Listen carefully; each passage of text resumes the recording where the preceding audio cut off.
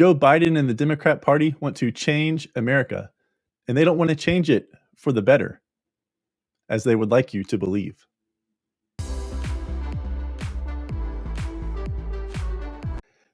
Welcome to Counterthought. Thank you for joining me. The Biden administration and the Democrat Party, they do not want to improve America. In their mind, they might believe that what they are trying to do will improve America, but that is not the case. They have lied to us continuously, talking out of both sides of their mouth to get us to believe that what they are doing is for the betterment of America. And that is entirely false. I know this has been a topic going for ever since really his presidency and even running up through the election of 2020. So maybe I'm a little late to the game talking about this, but I feel like it needs to be discussed now, or now is just as good as a time as any, because as the Biden administration and his presidency continues to go on day by day, week by week, month by month, we are now 16 full months into his presidency. Things are continuing to pile up. And these things that are piling up, they are not because of incompetence. They are not by mistake. They are purposeful. Some of these things I'm talking about are immigration along our southern border, wanting to nationalize elections, wanting to pack the Supreme Court to get rid of the 6-3 constitutionalist advantage, gas prices, a federal law for abortion, mandates going back to COVID and the pandemic, controlling speech, suppression, and the like, lawlessness in our cities, using violence and intimidation in our cities and in front and protesting in order to get their way. And then also the classic division using lies and hatred. And none of these things are good for our country. I'm sure you agree with me. And if you don't agree with me, drop it in the comments below, because I would love to hear from you why any of those things, all of which are supported by Joe Biden and his administration and the Democrat Party, they're all part of the Democrat Party platform. I would love to know why any of those things are good. So when it comes to immigration on their southern border, that is a hot topic right now. May 23rd is when Title 42, which was the restriction due to COVID and the emergency, like the health emergency, that was supposed to go away. But a federal judge has blocked Title 42 from going away.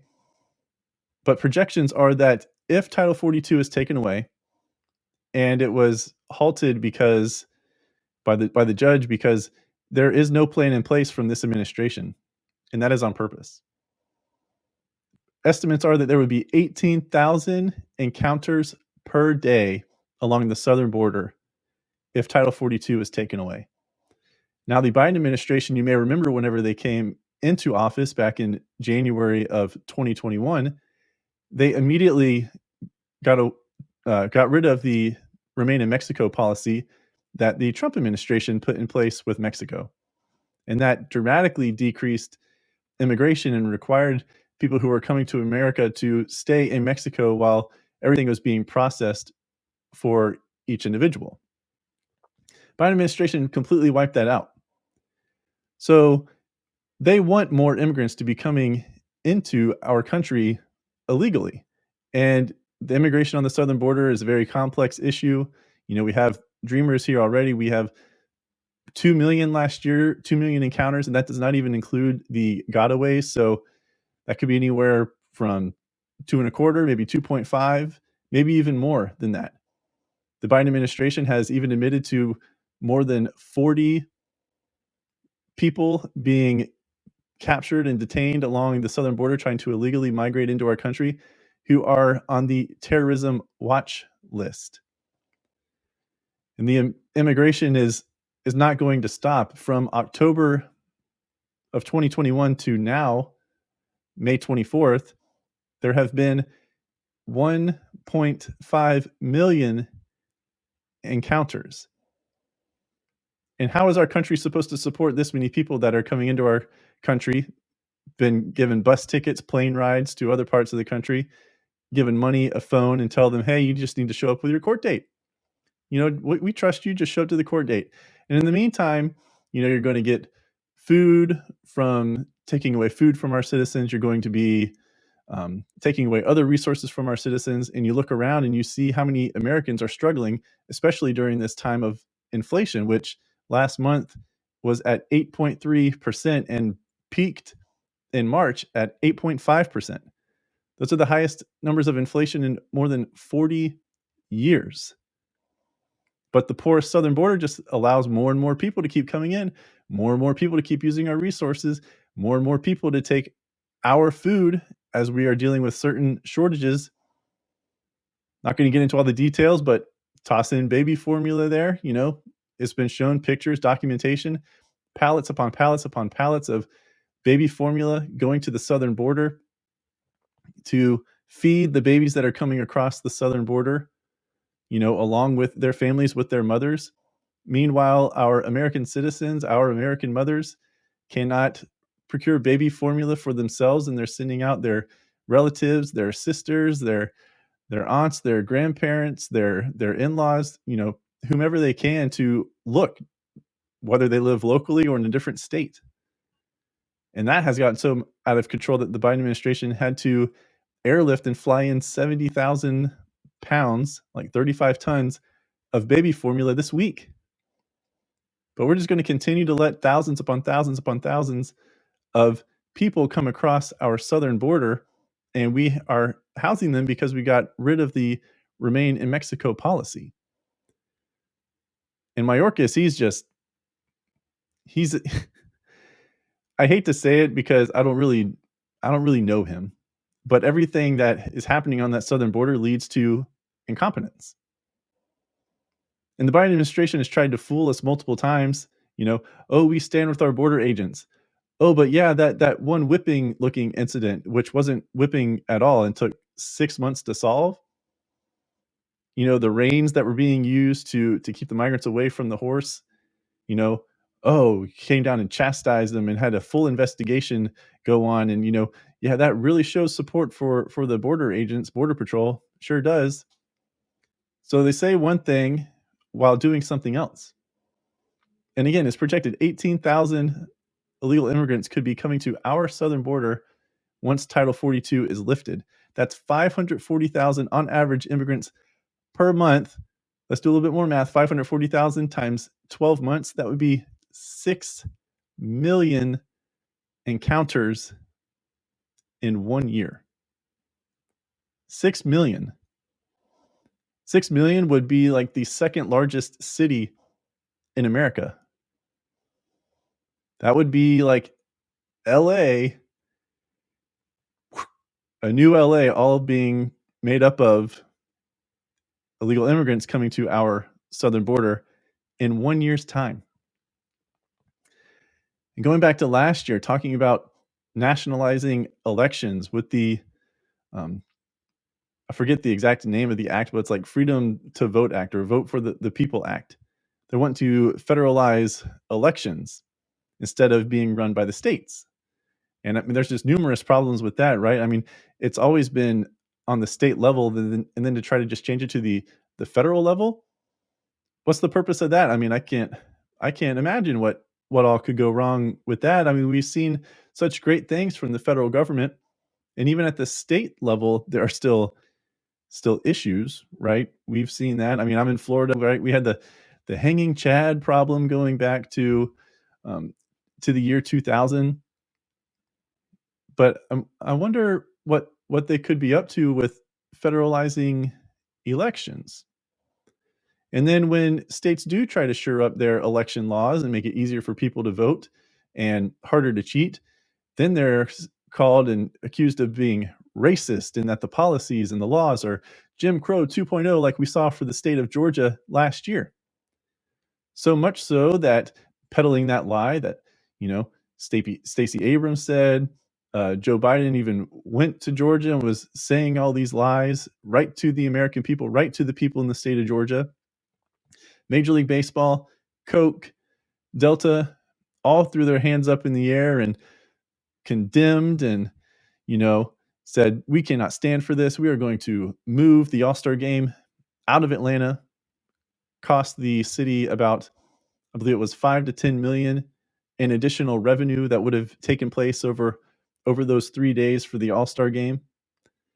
Thankfully, my Atlanta Braves won the World Series, and they got 3 more World Series games there later that year in October and the first week of November. Some poetic justice there. But talking about Jim Crow 2.0, and when the All-Star game was moved, it's, moved to Denver, Colorado, and Colorado has stricter laws than Georgia and Delaware, where the president's from, you know, has stricter laws than Georgia. So they're just peddling this lie to create division, trusting that the majority of the people that they want to believe this lie aren't going to do any fact checking for themselves.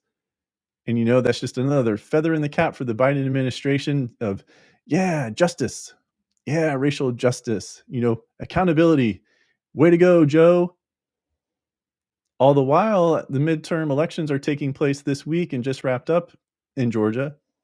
And they saw record early voting turnout compared to 2018 with this new law in place. But, that's not enough. No, no, no, no, no. Don't believe what you see. Believe what you hear. Because Stacey Abrams then comes up to the podium wherever she was traveling around, to promote herself for the governor's race in Georgia in the midterm elections this November, says, "Oh, no, no, no, no. No, no, no. Don't believe those numbers. That's a positive correlation without causation. There's no way that the new voting law has anything to do with the ability for record turnout. If anything, if it wasn't for those new laws, there would be even more turnout." Come again? Now you're trying to trick us twice, thinking that we're fools and idiots because you first want us to believe that it was Jim Crow 2.0, even though there are stricter laws around the country and you don't call those out. And then when voting increases, then you say that the laws actually kept the numbers from being even higher? I mean, I swear, if you have not caught on to this, please do. The Democrat Party and this administration think you are too stupid to catch on to what is going on. They don't want you to believe your eyes. They consider them to be your lying eyes. They just want you to listen to them and to believe that they are the sources of truth and that they would never lie to you. They would never lie to you. Nothing, no reason for them to lie to you. They're trustworthy, honest people. Trustworthy and honest. They don't want to ruin America. No, no, no, no. They want to make all of these changes for the betterment of America. They want to improve America. Little did you know that these high gas prices, where the national average is up to about $4.60 per gallon, these are good things. President Biden even said this week, "Oh, well, these high gas prices, it's like a necessary evil in order for us to get to more green energy policies." Um, Joe, you are costing American families hundreds of dollars per month because gas prices have basically doubled in your time in office. And this is a necessary evil. That's your view? No compassion, no responsibility. You say that all the oil companies and the refineries and the producers of gasoline and everything, that they're just taking advantage of the consumer, saying record profits. We've had these leases available and it's up to them to buy them and to build upon them, and we have no control over that. That's been the party line. That's what the Democrats have been saying. Meanwhile, the Keystone Pipeline, gone. No more drilling federal lands. That's gone. Closing down lands and access in Alaska and the Gulf of Mexico, gone. Taking leases off the table. Well, yes, these leases, that these oil companies can't just build upon them instantaneously and produce oil just like that. the fastest that any kind of production would be able to be increased if some of these things were lifted, policies were changed, is at least 6 months. But what it is impacting is the futures for oil and gas. These companies are not going to sink billions and billions of dollars into building upon the lands for these leases that they have if they don't believe that they're going to actually be able to produce the oil, because they're worried that this administration is just going to shut it down just like they did the Keystone Pipeline. But you don't hear that from the Biden administration. You don't hear them taking any responsibility for that. No, no. It's all corporate. It's their fault. It's greed. That's what you hear. When really it's the policies in place that is causing less oil to be produced, supply demand, prices are going up 460 something per gallon nationwide. Certain states like California are already over 6. I heard today that they are in California, the gas stations are creating new signs to account for a tenth, I mean, not a tenth, a fourth digit on their signs, like $3.96, and I guess maybe some of them have the little 9/10 of a cent at the end, but then creating new signs so that they could put a 1 at the beginning for the projected $10 gas that could show up in California by the end of this summer. Not to mention, diesel averages up around $6 per gallon. So that's creating cost to go up for shipping, right? Trucking going across the country, costing them $1,000 like to fill up a tank. That's going to make everything cost more. Distribution costs go up, cost of your food goes up, cost of your clothes go up, cost of other things go up. Whatever touches a semi truck is going up. And then you also hear this administration talking about going back to last year and into this year with the mandates. They want to do a mandate, and they coerce these employers, if you have 100 employees or more, that you are going to have your employees be vaccinated.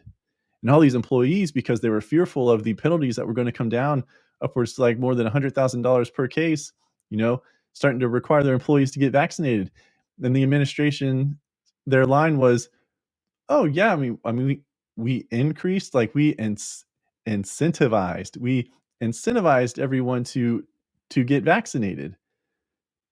No, you didn't incentivize them. Your the incentive was a threat. You threatened to take away people's livelihoods, threatened to take away their jobs if they didn't go along and abide by your threats of a mandate. Thankfully, that was considered unconstitutional, but millions upon millions of people got vaccinated because they thought it was going to stand and be constitutional, or at least not be struck down in time for the deadline that was placed on these employers. But any complications from these vaccinations are, the government's not going to be held responsible. The pharmaceutical companies are not going to be held responsible. So the hands are clean to the administration, right? I mean, there was no recourse for them. There was no penalty for them. They just got slapped on the wrist, unconstitutional. Oh man, we increased vaccination across the country by about 5-10% to get us closer to that 70% goal by July 4th that we missed. Sorry, sorry it was unconstitutional, but hey, we got to the number we were looking for. And then now vaccines are continuing through this emergency use authorization through the FDA. When are we as parents going to stand up and say, or continue to stand up and stand up even more, like, I am now going to have to get more involved because Pfizer is now applying through the FDA for emergency use authorization for a 3-shot regimen for children 6 months to 5 years old. They've already got to the 5-year to 11-year-olds, right? That's elementary school, right? Kindergarten through 5th grade. But now they're going down to 6 months. Why? Where's the emergency use? How is there an emergency? Children have been the least affected. It is time, not only legally, but parents need to become even more involved to stop this from happening. The state of Louisiana was trying to, the governor there was trying to require vaccination for children to attend school. You believe how absurd that is? That is absurd. We need to do more to put this to an end. There is no more emergency. There is no more emergency. It has been shown that these vaccines, these shots, right? They're literally shots because a vaccine prevents transmission. These shots do not. Children are least affected, but yet they're still getting approval for through emergency use authorization. Where's the emergency?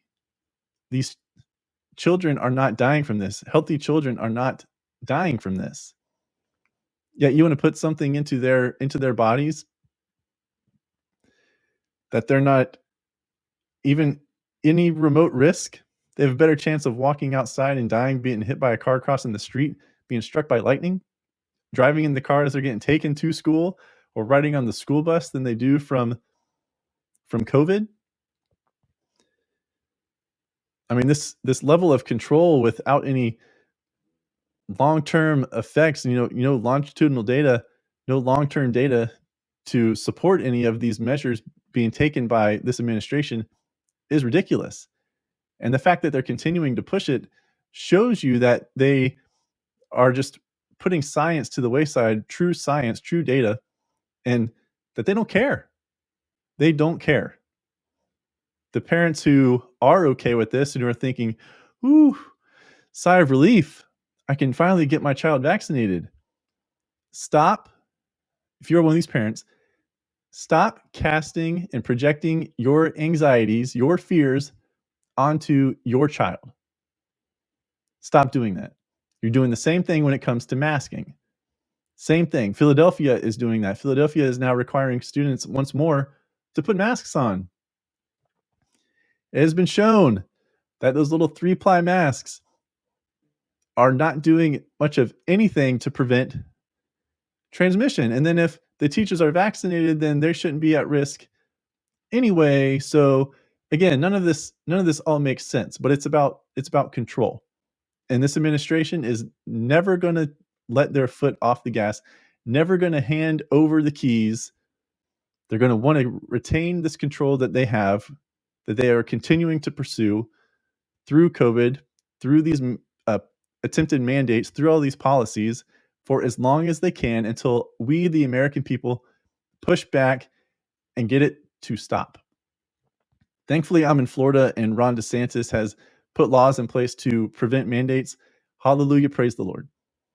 We need more of that. We need more of that because this Democrat Party has sunken their teeth into power and they are not going to relinquish it. We have to take it from them. And in response to whenever they don't get their way, what do we see the Democrat Party do in their constituents, right? Their voters, their supporters. We see them resort to violence, to threats, to control your speech, to control your actions, to sway you, to intimidate you, to get their way. They've threatened with rulings from the Supreme Court to pack the court. The leaked opinion for Roe v. Wade, they are now protesting outside the houses of the Supreme Court justices, on the conservative side or the constitutional side. That's the more accurate description. Protesting outside their houses, which is against the law, but the Justice Department doesn't want to get involved because, politics. But they're supposed to be the DOJ. No. There's no politicalization of the DOJ. That's what Merrick Garland said when he came into, when he was appointed for that role. That's what Joe Biden said. There wouldn't be any type of interference, nothing like that. No politicalization. Merrick Garland was supposed to be nominated to the Supreme Court by Obama at the end of his term. Well, we've seen through actions through the DOJ that it's very much politicized, and Merrick Garland is um, just as political as the politician in Congress through the actions they've taken against parents protesting at school boards and speaking out and all of these things. So anytime the Democrat Party doesn't get their way, they pitch a fit. The leaked opinion Roe v. Wade, you got Chuck Schumer saying, oh, immediately we're going to put a bill on the floor in the Senate and we are going to vote on it and we are going to make this a federal law because the Roe v. Wade getting overturned, that is taking away your constitutional rights. No. Newsflash, you've been lied to for 50 years if you think that Roe v. Wade is constitutional. It is not in the Constitution. It's legal precedent.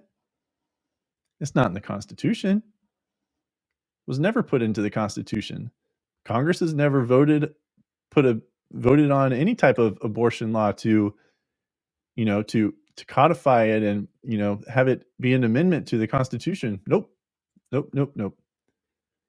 But 50 years of lies have led millions upon millions upon millions of people to believe that. And there's no clarification, there's no fact checking. All the quote pro-choice organization, really the pro-abortion organizations continue to put that lie out there like, oh, if this Roe v. Wade is overturned, it's going to take away your constitutional rights. No, it's not. But they're in so much of a tizzy, they're going to protest constitutional right. I understand freedom of speech. But there is a federal law that says you can't do that outside of a judge's house. Trying to intimidate them, that is breaking the law, but no arrests are being made. Some marshals have been put out there to increase security, thankfully, but no arrests being made. We have to pack the court. We have to ramp it up from 9 to 13 so we can add 4 more liberal justices and then have the 7-6 majority. This party sounds like a toddler having a temper tantrum. I should know I have 2 of them. Don't get what you want, meltdown. Everything's got to change. Nothing can stand. This is discrimination. This is so wrong. This is against my constitutional rights, my freedoms, our democracy. But it's not. You just don't want to play by the rules that have existed in this country for hundreds of years. And whenever you get your way, you want to pitch a fit, sling lies, slander, all of this. And unfortunately, millions upon millions of people believe you. There's a whole nother topic. And that's the cycle, right? Lie, action, do one thing, say another, get you to look to the left while they're doing something over here to the right. Get you to believe what they want you to believe, even though what they're wanting you to believe is completely false. That's what they do. And then ultimately they use division through hate. We see that all the time, blaming the Republican Party for something that the Republican Party is not responsible for. Slinging around the term racist like it's candy on Halloween. Oh, you don't agree with me regarding that? Racist. You don't agree with me regarding that? Bigot. Misogynist. Oh, you hate these people. Why do you hate these people? We hear that all the time. So this Biden administration, the Democratic Party, it is clear that they are trying to change America, and they're not trying to improve America. They're trying to change the structures of America to benefit them for the next 100, 200 years. They want to reshape America, but this reshaping of America is not going to be for the good of America. is going to lead to the destruction of America. I know this has been a topic that has been talked about for all 16 months, maybe even more of the Biden presidency.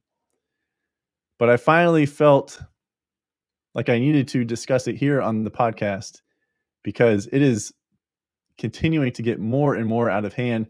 And I have posted recent TikTok videos, and it just boggles my mind the number of people who they just have blinders on, scales over their eyes, something they just love being spoon-fed whatever it is from the people that they support, even when what they support is completely false, or if what they support has led to 8.5% inflation, led to more than 2 million encounters at the southern border, led to mandates, led to state action censorship for controlled speech, led to the creation of a disinformation governance board. All of these things, all of these things led to the terrible Afghanistan withdrawal. And then the little hero complex comes in, and the Biden administration is trying to make it seem like they did a great job because they were able to evacuate. No, there's been no other type of evacuation like that before. Meanwhile, it's like, well, there shouldn't have had to be an evacuation like that. But if that's what you're trying to spin it, trying to turn a positive out of a disastrous negative, like, no, you don't get to take credit for something that you get to do during a disaster that you created. So this party wants to restructure America, but none of this restructuring is for the betterment of our country. And you, as a patriot, we as patriots, we as conservatives, as Republicans, as independents, as sharp-minded people, non-foolish people, non-blinded people, truly woke, we have been awakened to what is really going on here. It is up to us to continue to fight for what America truly stands for and prevent this administration and this party from changing our country. Thank you so much for watching this episode of Counterthought. Remember to hit the like button, the subscribe button, and watch either one of these two videos to my left and my right. Thank you.